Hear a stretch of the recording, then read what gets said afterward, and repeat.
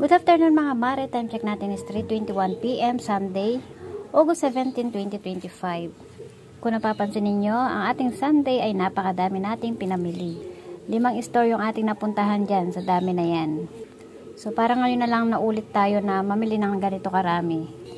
Kaya thank you Lord dahil sa kabila ng sobrang tumal ang ating negosyo, lalo na nitong August. Up and down man ang ating munting sari-sari store mo, ay nakakapamili pa rin tayo araw-araw ng ating paninda. Kaya super thank you Lord talaga ng marami.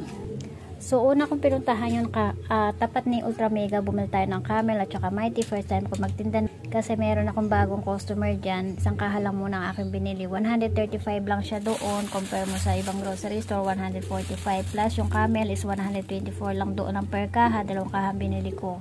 Tapos pumunta ka tayo kay Ultra Mega. Ayan yung nakabox na yan ay galing kay Ultra Mega. Hindi na natin yan i-unbox. At pagkatapos natin kay Ultra Mega, bumili naman tayo sa grocery store naman ng palengke itong Dowe Donut kasi medyo mura doon compare sa ibang grocery store. Mas mahal ito kay Ultra Mega, 150 daw. 100 tsaka 50 centavos. Kaya hindi ko siya tinuloy na bilhin. Tapos isang kahan ng Marlboro Blue. Mas mahal kasi Marlboro Blue doon sa tapat ng Ultra Mega kaya hindi ako bumili doon. At tapos ito naman doon sa suki natin grocery store, ayan. Yung 1.5 Coke, dalawa lang aking binili. Slow moving na kasi sa akin yung 1.5. Lahat ng 1.5 is slow moving na sa akin. 62 ang puhunan niyan.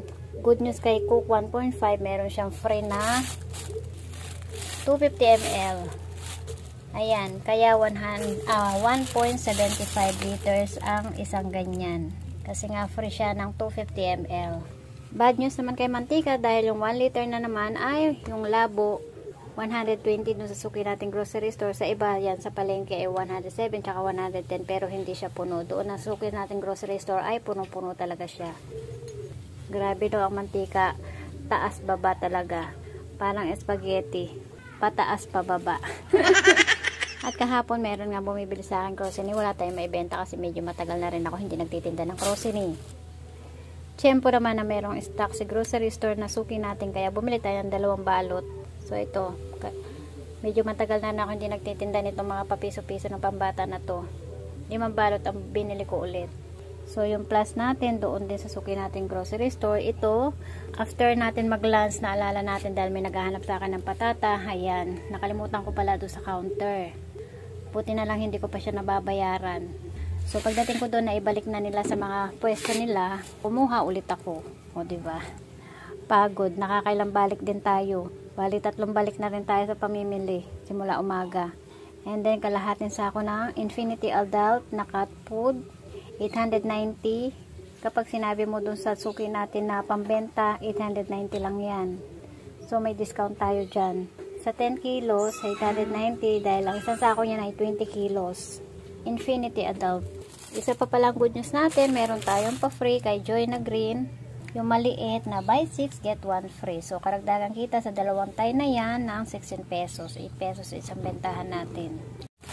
Naging slow moving din sa akin ng mga gin bilog kaya 4 lang muna ang binili ko. First time kong bumili ng per piraso ng gin bilog kasi talagang per box talagang binibili ko niyan. Nabili na sa anak ko ng RC Mega. Parang 1 week na yata akong walang RC Mega kasi lagi sarado yung suki natin dito malapit sa atin. 252 ang puhunan dito sa amin ng RC Mega. Sa inyo ba mga ka-super kasari? Magkano ba ang puhunan ng inyong nabili na sa anak ko ng RC Mega? Parang 1 week na yata akong walang RC Mega kasi lagi sarado yung suki natin dito malapit sa atin. 252 ang puhunan dito sa amin ng RC Mega. Sa inyo ba mga ka-super kasari? Magkano ba ang puhunan ng inyong sa RC Mega? Lang muna mga mare for today's video dahil napakadami pa natin gagawin lalo na itong mga di-display natin.